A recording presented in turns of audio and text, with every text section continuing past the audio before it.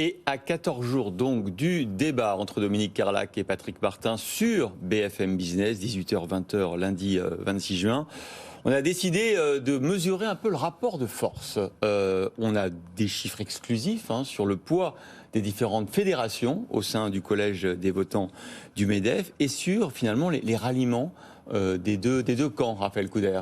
Oui, effectivement, et pour saisir la dynamique de ces élections, il faut comprendre comment se décompose ce corps électoral. 60% des grands électeurs sont issus des fédérations et 40% sont issus des MEDEF territoriaux. Mais toutes les fédérations et toutes ces organisations territoriales n'ont pas le même nombre d'électeurs. En fait, ça dépend de leurs adhérents et du montant de leur cotisation.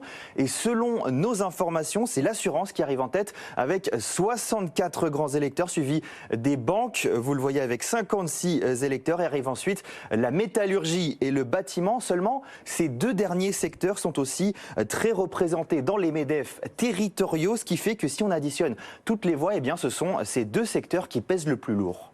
Bon, alors quand on regarde dans le détail, quand on fait les comptes, qui est devant parmi les soutiens ?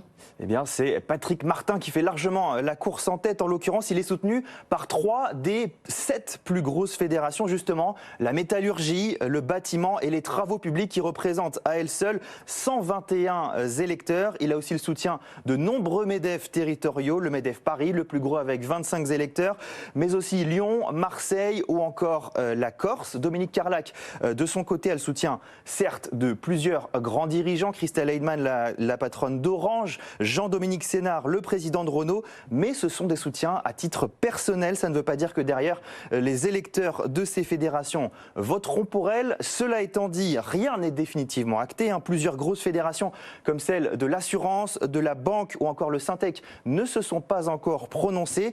Et selon une source au cœur des négociations, ces fédérations, elles pourraient plutôt pencher en faveur de Dominique Carlac. Merci Raphaël, et vous pouvez retrouver évidemment cette enquête de Caroline Morisseau sur le site de bfmbusiness.com.